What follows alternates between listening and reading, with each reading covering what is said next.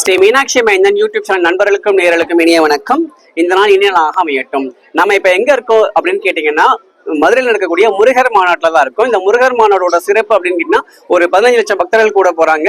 ஞாயிற்றுக்கிழமை சாயங்காலம் 5 மணிக்கு மேல வந்து மாநாடு நடக்க போகுது. ஞாயிற்றுக்கிழமை பகல்ல வந்து பாத்தீங்கன்னா ஒரு 5 லட்சம் பக்தர்கள் கூடி கந்தசஷ்டி கவசம் வந்து பாராயணம் பண்ண போறாங்க. இதெல்லாம் வந்து இந்த மாநாட்டோட சிறப்பு நிகழ்ச்சிகள். இதோட முத்தாய்ப்பா ஒரு நிகழ்ச்சி நடந்திருக்கு. என்னன்னு கேட்டா, நேற்று காலையில 9 மணிக்கு வந்து நம்ம முருகருடைய ஆறுபடை வீட்டுடைய மினியேச்சர் சொல்லக்கூடிய மாருதி வடிவ தெய்வங்கள் வந்து ஓபன் பண்ணிருக்காங்க. அதான் வந்து இன்னைக்கு மக்கள் வந்து தரிசனம் பண்ணிட்டு இருக்காங்க. மதுரை எம்பதியில பாத்தீங்கன்னா ஒரே இடத்துல ஆறுபடை முருகனை நீங்க பார்க்கலாம். திருப்பரங்குன்றத்துல ஆரம்பிச்சு திருத்தணி வரைக்கும் ஆறுபடை முருகனை இங்க பாத்துட்டு இருக்காங்க. நம்ம இப்ப உள்ள போய் சுவாமி எப்படி அலங்காரத்தோட இருக்காரு, என்னெல்லாம் பண்ணிட்டு இருக்கான்னு பார்க்கலாம் வாங்க.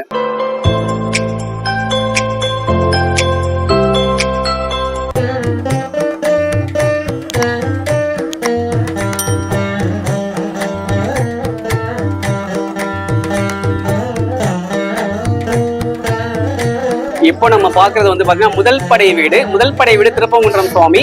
இங்க வந்து சுவாமி எப்படி இருப்பாருன்னு கேட்டீங்கன்னா, வலது காலம் அடிச்சு இடது காலம் தொங்க விட்டுருப்பாரு. பக்கத்துல வந்து தேவயானி அம்பாள் இருப்பாங்க. அவருடைய வலது பக்கம் வந்து நாரத மகரிஷி காட்சி கொடுத்துட்டு இருப்பாரு. சுவாமியோட இந்த திருக்கோலம் வந்து ராஜாங்க கோலம், திருமண கோலம் அப்படின்னு சொல்றாங்க. அந்த கோலத்தை சுவாமி இங்க காட்சி கொடுத்துட்டு இருக்காரு. இப்ப அந்த சுவாமியை நம்ம பார்த்துட்டு இருக்கோம். முதல் படை வீடான திருப்பரங்குன்றம்.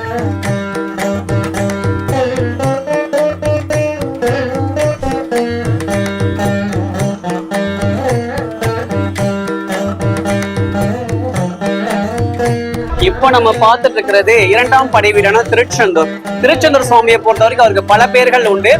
சுப்பிரமணிய சுவாமி, செந்தில் ஆண்டவர் அப்படின்னு சொல்லிட்டு இந்த மாதிரி பல பேர்கள் உண்டு. அந்த கூடத்தை வந்து நமக்கு சுவாமி காட்சி கொடுக்காரு. திருச்செந்தூரை பொறுத்த வரைக்கும் நமக்கு வெற்றிக்கான ஸ்தலம் அது. அதான் வந்து நம்ம முருகனை வந்து பார்த்துருக்கோம். முருகன் பாருங்க அங்க இருக்க மாதிரி எவ்வளவு அழகா இருக்காரு அப்படின்னு சொல்லிட்டு.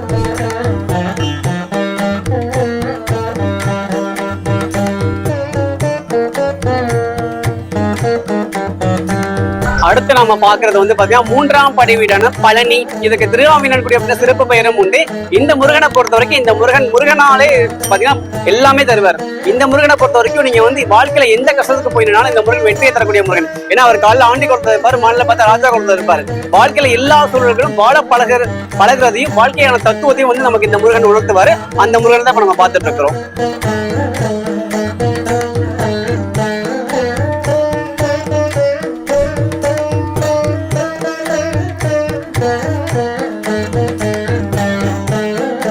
அடுத்து நம்ம பார்க்கறது வந்து 4ஆம் படை வீடான சுவாமிமலை.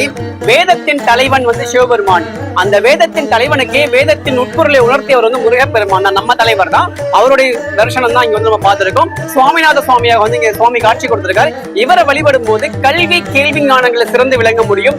படிப்புல வந்து குழந்தைகள் சிறந்து விளங்கணும் அப்படின்னா அந்த சுவாமிநாத சுவாமி வழிபடும் நமக்கு படிப்பும் கல்வி சார்ந்த அறிவும் நமக்கு நிறைய கிடைக்கும். அதான் அந்த சுவாமிநாத சுவாமியோட மிகச்சிறிய சிறப்பு.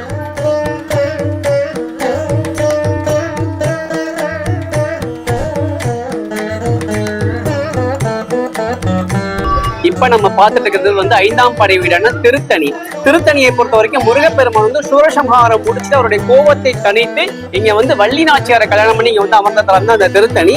முருகப்பெருமான் வழிபடுற பகுதியில் ஆரம்ப காலங்களில் நிறைய சோதனைகள் இருக்கும். ஆனா அவர் ஒரு கட்டத்துக்கு மேல நிறைய வளர்ச்சியை கொடுப்பார். அதுக்கான ஸ்தலம் தான் இந்த ஸ்தலம். இதுல முருகப்பெருமான் வழிபாடு நமக்கு நிறைய வளர்ச்சி கிடைக்கும்.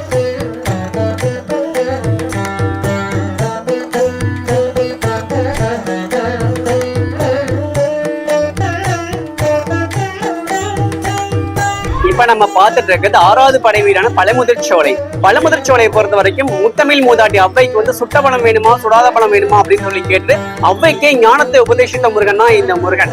இந்த முருகனை பொறுத்த வரைக்கும் நம்ம என்ன கேட்டாலும் தருவார். முருகன் பொதுவாகவே என்ன கேட்டாலும் தருவாரு. இந்த முருகன் வந்து ரொம்ப ஸ்பெஷல். ஏன்னா வந்து அவர் கல்யாணம் எல்லாம் முடிச்சுட்டு ரொம்ப சந்தோஷமா வந்து பழமுதிர்ச்சோலை வந்திருக்காரு. மதுரையோட தனிச்சிறப்பு என்னன்னு நமக்கு 2 படை வீடுகள் மதுரையில தான் இருக்குது. திருப்பரங்குன்றமும் இங்கதான் இருக்குது முதல் படை வீடு. கடைசி படை வீடான பழமுதிர்ச்சோலை நம்ம கிட்டதான் இருக்குது. இதான் வந்து மதுரையோட தனிச்சிறப்பு.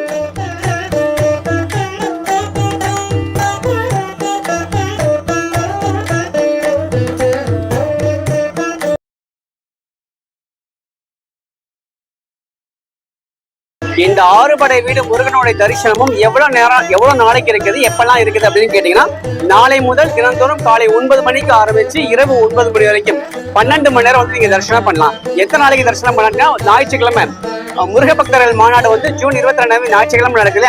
அன்னைக்கு வரைக்கும் இந்த தரிசனம் இருக்குதுன்னு சொல்லியிருக்காங்க. இது எங்க நடக்குது அப்படின்னு கேட்டா மதுரை பாண்டி கோயில் கிட்ட இருக்கக்கூடிய ரிங் ரோடு கிட்ட இருக்கக்கூடிய அம்மா திடலாம் நடந்துட்டு இருக்குது. எல்லாரும் குடும்பத்தோட வாங்க, வந்து இந்த முருக பக்தர்கள் மாநாட்டுல கலந்துக்கோங்க. இந்த 6 படை வீடு முருகனை தரிசனம் பண்ணுங்க. நம்ம வாழ்க்கையில எல்லா வளங்களும் நடந்து முருகப்பெருமான் அருளட்டும். நன்றி, வணக்கம். ஸ்ரீ மீனாட்சி மைந்தன் யூடியூப் சேனல் சப்ஸ்கிரைப் பண்ணிக்கோங்க, லைக் பண்ணுங்க, கமெண்ட் பண்ணுங்க, ஷேர் பண்ணுங்க. மறக்காம பக்கத்துல பெல் ஐகானை கிளிக் பண்ணிக்கோங்க.